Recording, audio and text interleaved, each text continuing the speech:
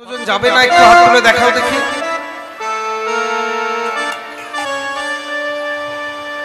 যারা হাত তুললে তারা বৃন্দাবনে যাবে না, যাবে। এ থেকে প্রমাণিত হয় মায়েরা মন দিয়ে কীর্তন শুনছে না। আমি দেখে নিলাম তোমরা কত মন দিয়ে কীর্তন শুনছো। আমি জিজ্ঞাসা করেছিলাম কতজন বৃন্দাবনে যাবে না।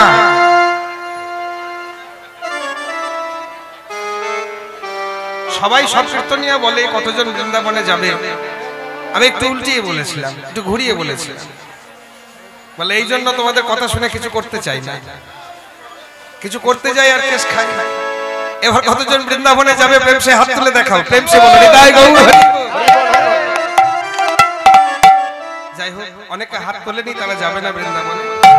তো যারা যাবে তারা হাত তুলবে, যাদের হাত আছে তারা তুলবে, যাদের নেই তাদের আর কি তুলবে। চলো জয় রাধে কৃষ্ণ বলে চলো চলো দুটি বাহু তুলে। যাদের আছে, যারা তুলবে না জানবো তাদের নেই। চলো রে ও মা তোলো তোলো, প্রেম সে তোলো বৃন্দাবনে। জয় রাধে কৃষ্ণ বলে হরি হরি বাহু তুলে। চলো রে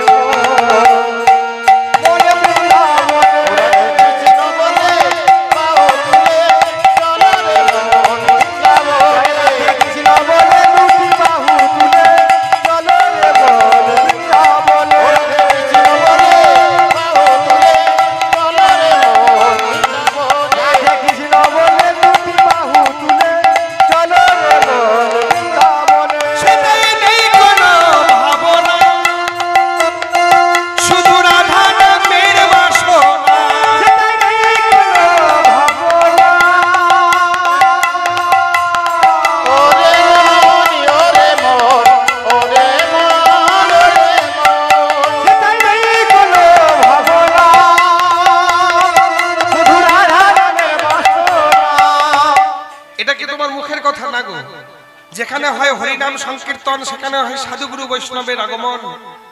সাধুগুরু বৈষ্ণবের আগমন হলে হয় আমার শ্রীহরির আগমন, আর শ্রীহরির আগমনে সেটা হয় মধুর শ্রীধাম বৃন্দাবন। আছি আমরা বৃন্দাবনে,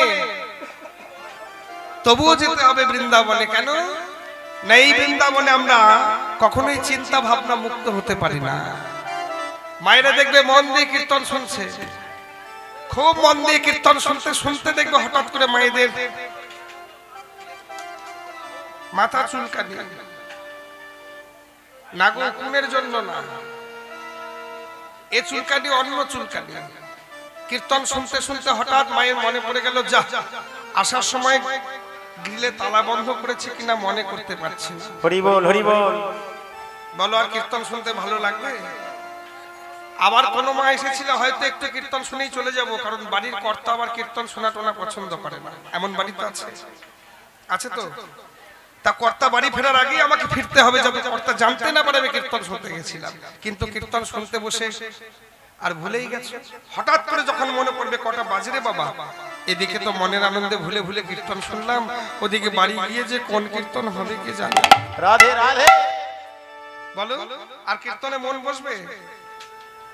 তাহলে এই বৃন্দাবনে আমরা চিন্তা ভাবনা মুক্ত হতে পারি না, কিন্তু রাধারানীর পদাশ্রয় করতে, রাধারানীর যুগল চরণে আশ্রয় দিতে শুদ্ধ মন নিয়ে আমরা যে বৃন্দাবনে যাব, পদকবি বলল নেই কোনো ভাবনা, শুধু রাধা নামের বাসনা।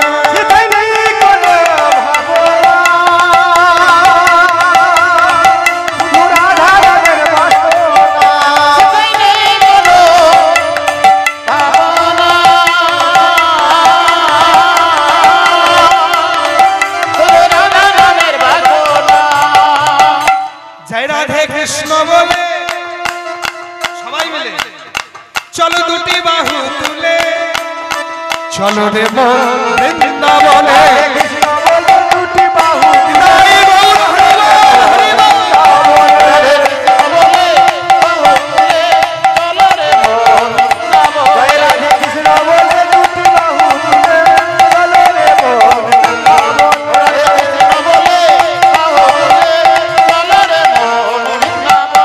মুখে রাধে রাধে বলো ভাই,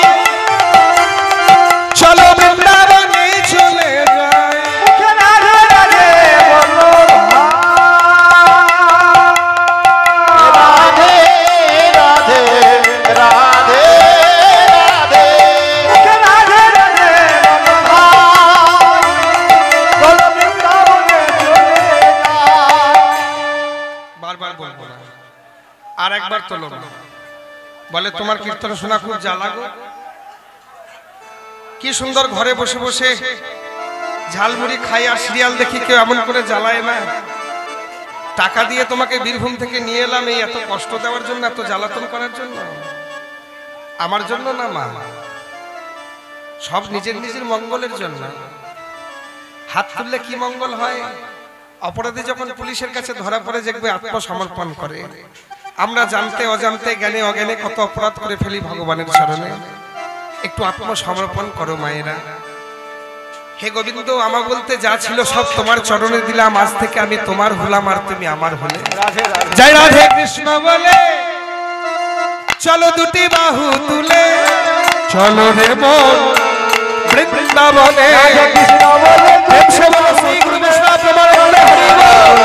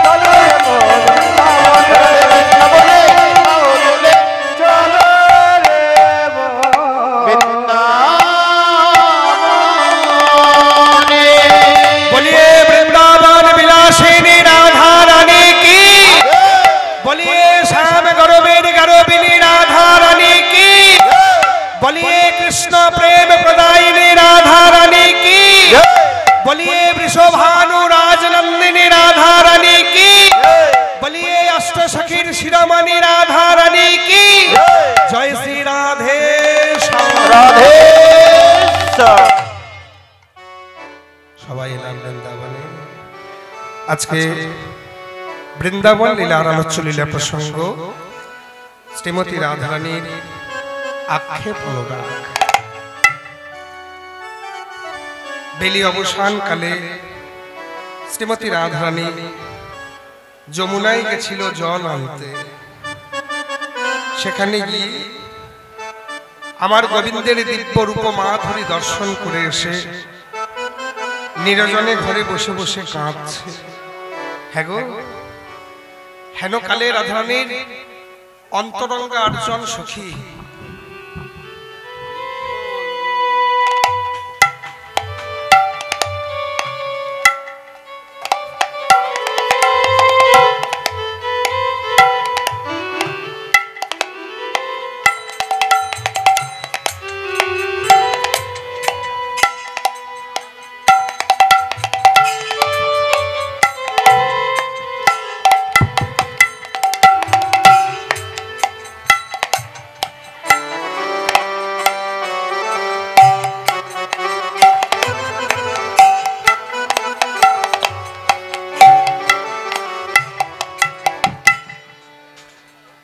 হেন কালে রাধারানীর অন্তরঙ্গা আটজন সখী ললিতা, বিশাখা, চিত্রা, চম্পকলতা, ইন্দুরেখা, সুদেবী, তুঙ্গবিদ্যা, রঙ্গদেবী রাধা সকাশে এসে দাঁড়িয়েছে। ললিতা জিজ্ঞাসা করছে, হ্যাঁ গো রাধে, তোর কাছে আমরা অসময়ে কেন এলাম বলতো? রাধারানী বলে, ললিতা সে কি আমি বলতে পারি না রে, আমি বলতে পারি। ললিতা তোরা তো আমার প্রাণে গোবিন্দের রূপ কীর্তন শুনতে এলি,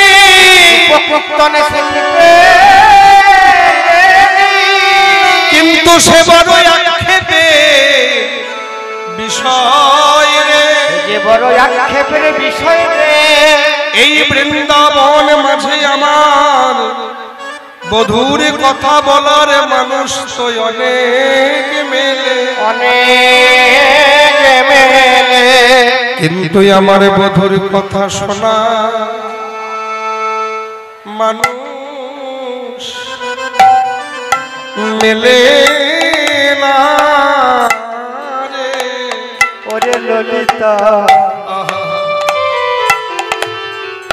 কথা শোনা সোনার মানুষ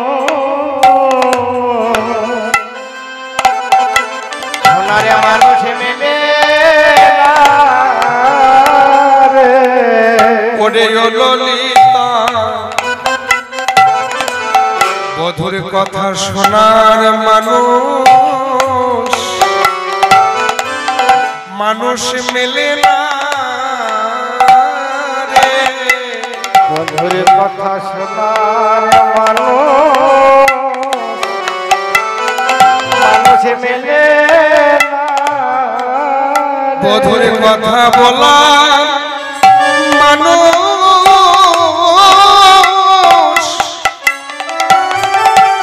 সখীরে অনেক মেলে বটে, কিন্তু আমার বধুর কথা শোনার মানুষ মেলে না রে। বধুর বলার কথা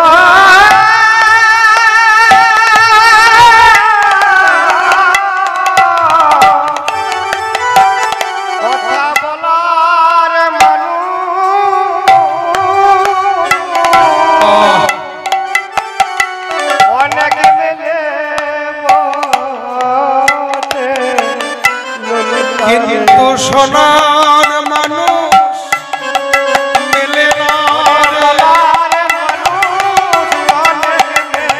বলে মধুময়ে বৃন্দাবনে,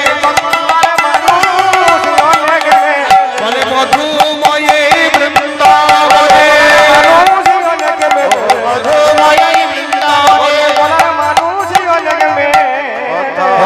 সোনার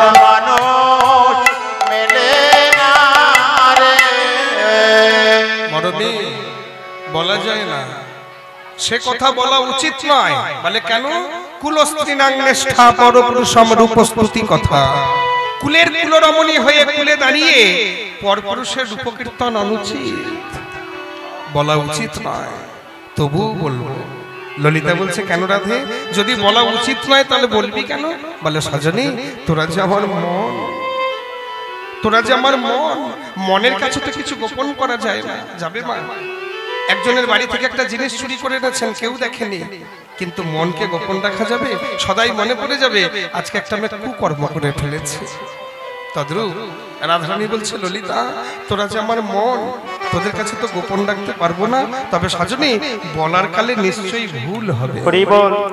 কেন ভুল হবে? কেন? বলে মরমিরে যে জনে দেখতে পায় সে তো বলতে পারে না, বলতে পারে না। আবার যে জন বলতে পারে সে আবার দেখতে পায় না, দেখতে পায় না। আমার প্রাণ গোবিন্দের রূপরাশি দর্শন করেছে আমার যুগল নয়ন, আর সখীরে তোদের কাছে বর্ণনা করবে আমার এই সাধের মদন। বিধি যদি কৃপা করে আমার নয়নকে বাকে শক্তি দিত,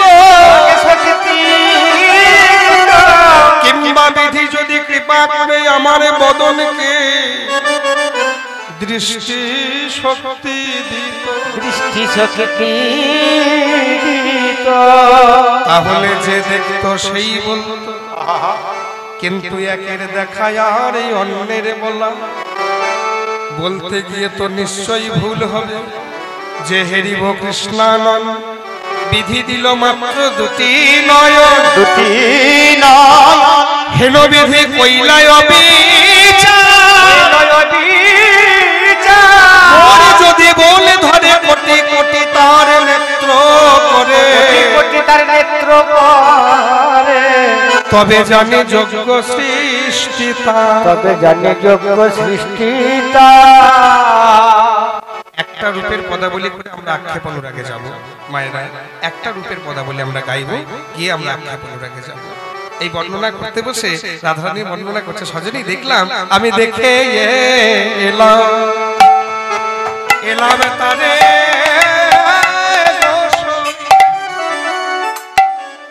আমি দেখে এলাম তারে, আমি দেখে এলাম তারে, আমি দেখে এলাম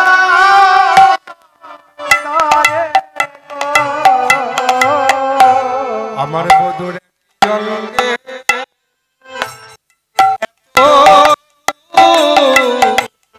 নানা নয়নে না ধরে গো, নয়নে না ধরে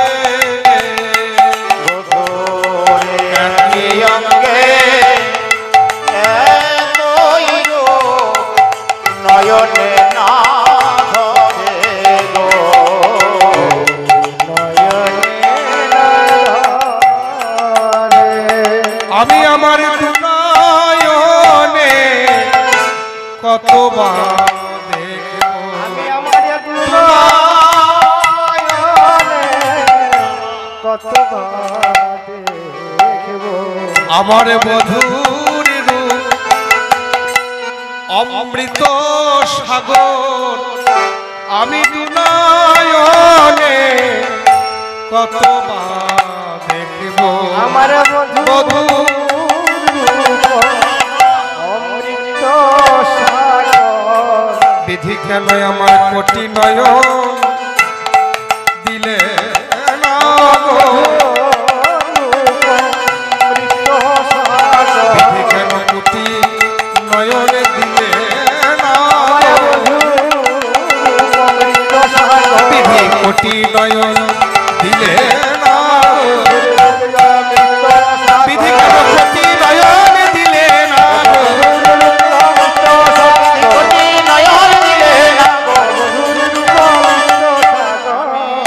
আমি দুনা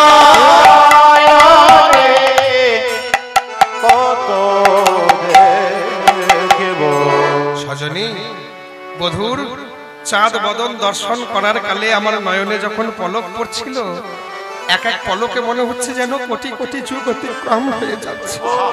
ললিতা, বিধি যখন দুটো নয়ন দিল, কত কৃপণ বিধি দেয়, দশাননকে দিল 10টি মাথা, দুটি করে নয়ন হলে হয় 20টা নয়ন, পঞ্চাননকে দিল 5টি মাথা, দুটি করে নয়ন হলে হয় 10টি নয়ন, কৃপণ বিধি আমায় দিল মাত্র 2টি নয়ন, সে নয়নে আবার পলক দিল।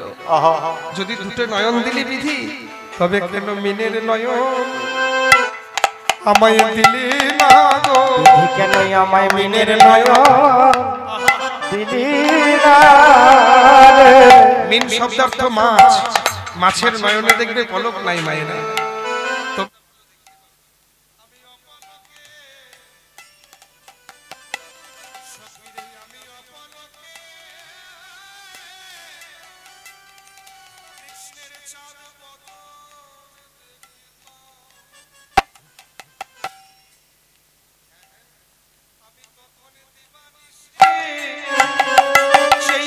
আমি অপলকে তার বদন দেখব, দিবানিশি অপলকে মধুর তার বদন দেখব, আমি দিবানিশি অপলকে মধুর বদন দেখব, অপলকে মধুর তার বদন দেখব।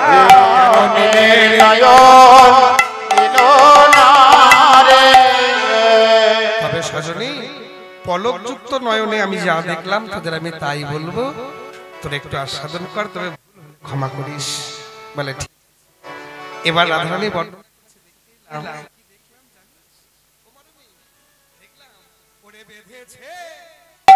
বিনোদ চূড়া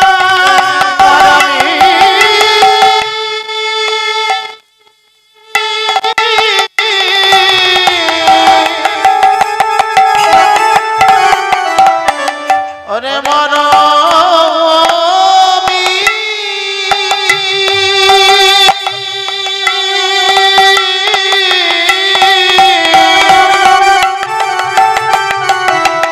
ওরে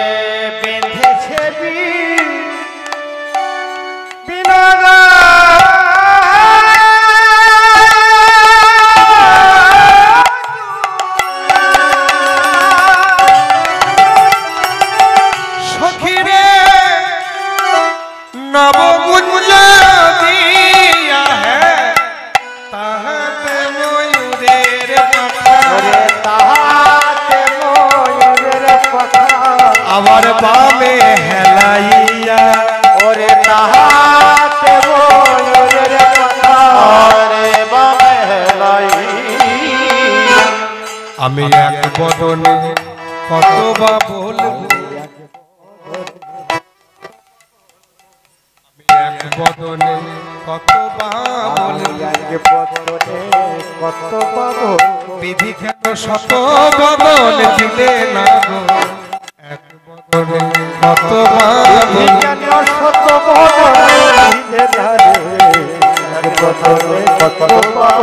বিধি কেন শত বদন দিলে না গো, বেঁধেছে বিনোদ চূড়া নবগুঞ্জ দিয়া, তাহাতে ময়ূরের পাখা বামে হেলাইয়া। মায়েরা দেখেছো ভগবানের মাথার একটা চূড়া, তার উপরে ময়ূর পুচ্ছ, চূড়াটা আবার একটু বাম দিকে হেলানো। যখন দেখবে তুমি তোমার বাম দিকে নয়, ভগবানের নিজের বাম দিকে চূড়াটা একটু হেলে থাকে। দেখেছো কেন? সামনে নয় পিছনে নয়, বাম দিকে কেন?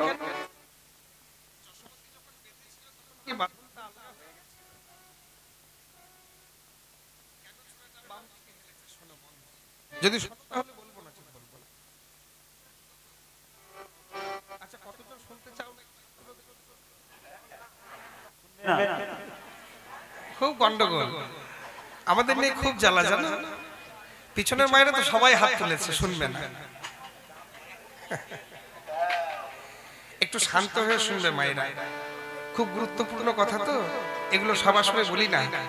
আমি এই আসলে প্রথম এলাম, এই দিকটাতে আমার পরিচিতি নেই, আমাকে কেউ চেনে না। তো যাই হোক, সেই জন্য একটুখানি বলি, তোমরা মন দিয়ে শোনো। আমরা যখন রাত্রিতে ঘুমাতে যাই, তখন আমাদের অঙ্গের যে ভূষণ, আমরা যেগুলো প্রতিনিয়ত ব্যবহার করি, কেউ চোখে চশমা পরি, কেউ হাতে ঘড়ি পরি, কেউ পায়ে জুতো পরি, পরি না? যখন ঘুমাতে যাই এগুলো খুলে রেখে তারপর ঘুমাতে যাই। কি গো, কেউ চশমা পরে, ঘড়ি পরে, জুতো পরে ঘুমিয়ে? হ্যাঁ হ্যাঁ ঘুমিয়ে পড়ি। আছে কেউ? হ্যাঁ আছে। নেই? আছে। তোমাদের দিকে নেই? আছে। আছে না? গোটা রাস্তায় যাদের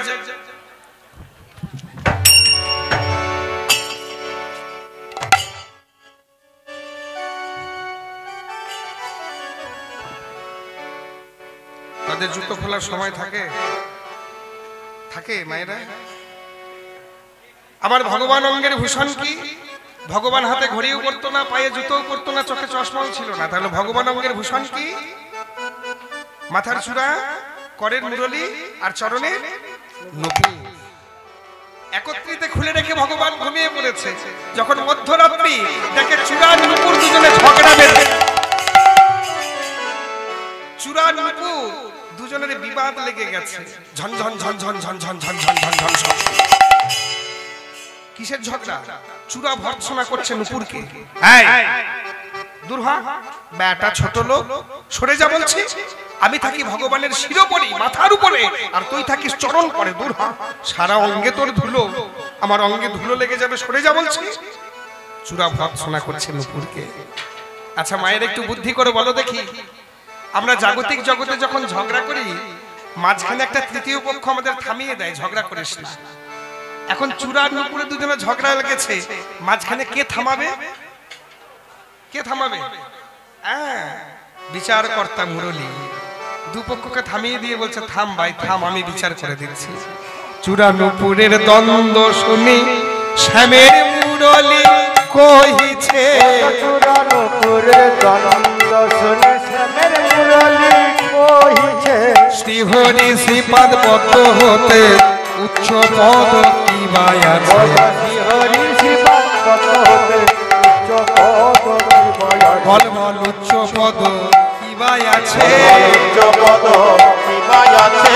গোবিন্দ শ্রীপাদ পদ্ম হতে উচ্চ পদ কিবাই আছে। শ্রীপাদ পদ্ম হতে উচ্চ পদ কিবাই আছে।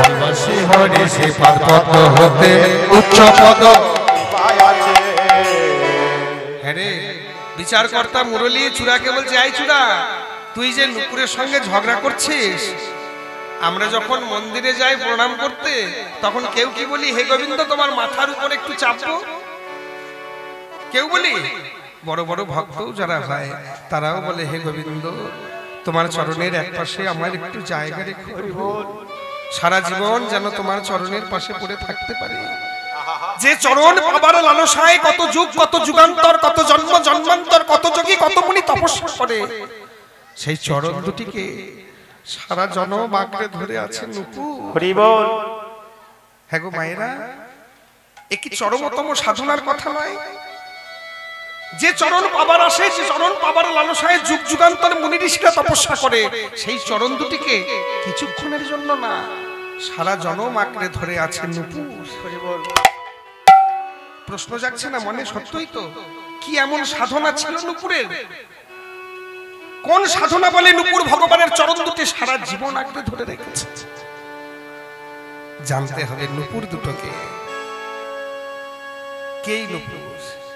এ কথা জানতে গেলে যেতে হবে একটু পিছিয়ে। রামচন্দ্র যেদিন সীতা হারায় মণিহারা ফণির মতো হাসিতে হাসিতে করে কাঁদছে, কোথাও সীতা দেবীকে খুঁজে না পেয়ে পরিশ্রান্ত ক্লান্ত ভগবান শ্রী রামচন্দ্র নির্জন একটা জায়গায় চুপটি করে বসে পড়েছে। ধনুকের একটা প্রান্ত মাটিতে পোতা, আর একটা প্রান্তের উপরে কনুইটাকে দিয়ে ভগবান গালে হাত দিয়ে বসে বসে ভাবছে। সঙ্গে আছে চতুর ভাই লক্ষণ। কিছুক্ষণ পরে ভগবান লক্ষ্য করলো ধরণীর মধ্য দিয়ে রুধির ধারা বেয়ে চলেছে। রুধির ধারা মানে রক্ত ধারা। চমকে উঠলেন ভগবান, এত রক্ত, এত রক্ত কোত্থেকে এলো? লক্ষণ, লক্ষণ, তবে কি আমার নয়ন থেকে রক্ত নির্গত হচ্ছে? দেখতো ভাই। লক্ষণ বলল, দাদা তোমার চোখে তো রক্ত নাই, তাহা হলে এত রক্ত? লক্ষণ বলল, দাদা একটু ধনুকটা তোলো তো দেখি। ধনুকের যে প্রান্ত মাটিতে পোতা ছিল ভগবানের, যেই না সেই প্রান্ত তুলেছে, দেখে সেখানে ছিল একটা শুকনো পাতা, পাতার নিচে ছিল একটা গর্ত, আর ছোট্ট একটা গর্তের মধ্যে ছিল ছোট্ট একটা ব্যাঙ। হরি বল। রামচন্দ্র যখন ধনুকটা রেখেছে, ধনুকের সুচালো প্রান্ত শুকনো পাতা ভেদ করে বিঁধেছে গিয়ে ব্যাঙের পিঠে। রামচন্দ্রের নয়ন জল হাত বেয়ে গিয়ে পড়ছে কনুয়ে, কনুই বেয়ে গিয়ে পড়ছে ধনুকে, আর ধনুক বেয়ে গিয়ে পড়ছে ব্যাঙের পিঠে। রামচন্দ্রের নয়ন জল আর ব্যাঙের পিঠের রক্ত মিশ্রিত হয়ে ধরণীর মধ্য দিয়ে বেয়ে চলেছে। অপরাধীর মতো, অপরাধীর ন্যায় গলে পিত বসন দিয়ে ব্যাঙটাকে হাতে তুলে নিয়ে হাত বুলাতে বুলাতে বলল, রে ব্যাঙ, আমি যখন তোকে আঘাত করলাম, আমি যখন তোকে হত্যা করলাম, তো আমাকে চিৎকার করে জানালি না তোর কষ্টের কথা? ব্যাঙ কাতর কণ্ঠে উত্তর দিল, প্রভু বাহ্যিক জগতের শত্রুর আক্রমণ হতে রক্ষা পেতে আমি তোমারই শরণাপন্ন হই। সাপ যখন আমাকে খেতে আসে, তখন আমি মৃত্যু ভয়ে ভীত হয়ে হারাম শ্রীরাম করে চিৎকার করে কাঁদি। ব্যাধিরা যখন আমাকে বাণ নিক্ষেপ করতে আসে, তখন আমি তোমারই শরণাপন্ন হই। কিন্তু প্রভু আজকে সেই স্বয়ং রামচন্দ্রই যখন আমাকে মারতে এলো, আমি কার নাম করে ডাকতাম প্রভু? আমি কার নাম করে কাঁদতাম? বলো কে আমায় বাঁচাবে, কে আমায় বাঁচাবে, কে আমায় বাঁচাবে, কে আমায় বাঁচাবে? ওগো আমি তো, হ্যাঁ গো, এ জগতে কি আছে আমাকে বাঁচাতে পারে? প্রভু কে আছে?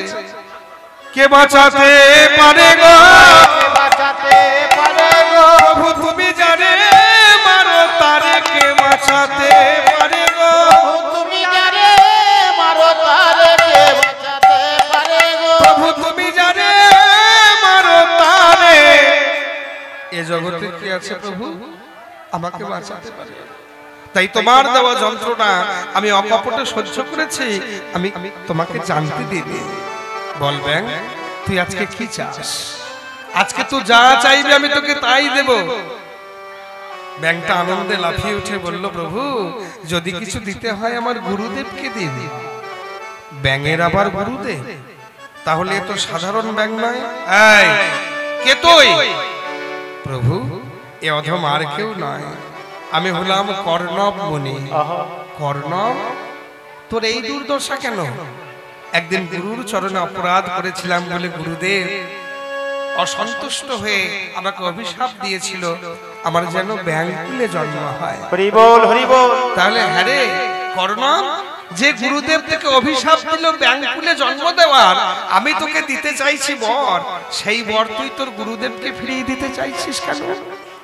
কর্ণ উত্তর দিল, প্রভু এ দেহ তো আমার নয়, এটা তো আমার গুরুর কৃপার প্রকাশ। আমি তো সবার মতো ছিলাম মানব কুলে, কিন্তু মানব কুলে যে থাকলে আমি তো তোমার দেখা পেতাম না। হরি বল হরি বল।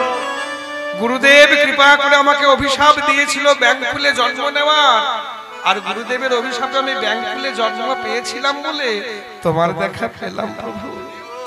তাই গুরুদেব অভিশাপ, আমাকে যদি কোনো বর দিতে হয় আমার গুরুদেবকে দিন প্রভু। কে তোর গুরুদেব? আমার গুরুদেব হলো বিশ্বাবসু। রামচন্দ্র স্মরণ করলেন বিশ্বাবসুকে। দেখো তো এই ছোট্ট ব্যাং কিনা বলে তোমার শিষ্য। রামচন্দ্র কর্ণবকে বুকের মাঝে জড়িয়ে ধরে বলছে, আয় কর্ণ আয়, তুই আমার বুকে আয়, আয় বাবা।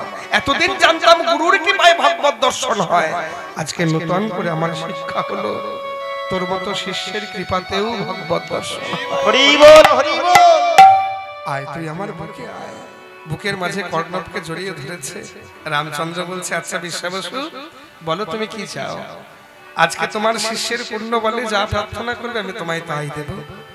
সেদিন বিশ্বাবসু বলেছিল, প্রভু গো চাইবার মতো তো আর কিছু নাই, না চাইতে তুমি আমায় সব দিয়েছো।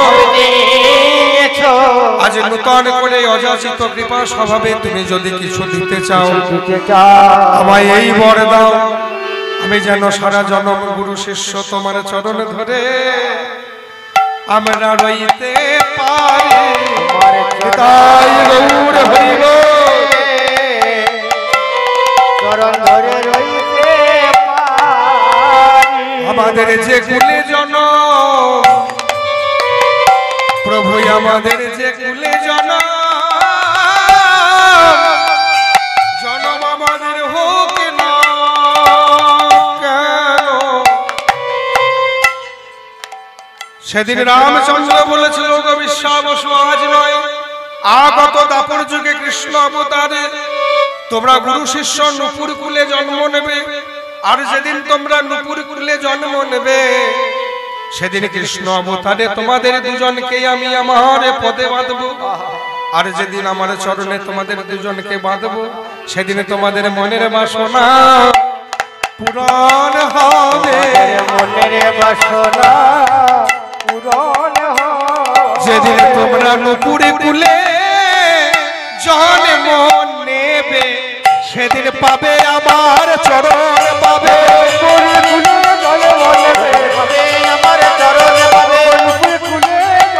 তোমাদের মনোবাসনা পূরণ হবে। এই নূপুরের সঙ্গে বিবাদ করেছে চূড়া। মায়েরা বুঝতে পারলে ভগবানের চরণে যে দুটো বাধা আছে সামান্য পিতলের নূপুর নয়।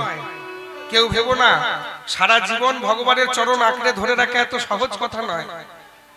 দুজনের একজন হলো কর্ণব, একজন হলো বিশ্বাবসু, একজন হলো গুরুদেব আর একজন হলো শিষ্য। মাথার চূড়া ওই চরণের নূপুরের সঙ্গে ঝগড়া করেছে, আর মুরলী যেই না বলে দিয়েছে এবার চূড়ার চৈতন্য হয়েছে। চৈতন্য পেয়ে বলে, ভাই নূপুর রে, আমার তো এ জন্মে আর গোবিন্দ চরণ পাওয়া হলো না ভাই। এই জগতের জীবকে শিক্ষা দিয়ে বলল, ওগো জীব কেউ যেন তোমরা আমার মতোই উচ্চ হতে চেয়েও না। আমি ধনী আমি জ্ঞানী আমি গুণী আমি মানি, এই অহংকারের মঞ্চে বসে থাকলে আমার মতো তোমরাও গোবিন্দ চরণ হারাইবে। আমার মতো তোমরা গোবিন্দ চরণ হারাইবে। তোমাদেরও বসে বসে আমার মতো কাঁদতে হবে। কেউ যেন উচ্চ হতে চেয়েও না, কেউ আমার মতো উচ্চ হতে চেয়েও না। নূপুর আমার তো আর এই জন্মে গোবিন্দ চরণ পাওয়া হলো না, কারণ ভুল করে অনেকে অনেক সময় অনেক কাজ করে, কিন্তু এত বড় ভুল ভগবানের হবে না যে চূড়াটা একবারের জন্য পায়ে বাঁধবে। ক্ষণেকের জন্য যদি এই ভুল হতো তাহলে ক্ষণেকের জন্য চরণ পেতাম, কিন্তু এত বড় ভুল আমার ভগবানের হবে না। চরণ না পেলেও চরণ ধুলি পেতে পারি। ভাইরে নুপুর যখন নাচি নাচি সামনে উঠে যাবে তখন তুই ধুলাও রাইয়ে দিবি। ভাইরা উলুধ্বনি উলুধ্বনি তুই ধোলায়ো রায়ে দিবি, তুই ধোলায়ো রায়ে দিবি, তুই ধোলায়ো রায়ে দিবি, যখন নাচি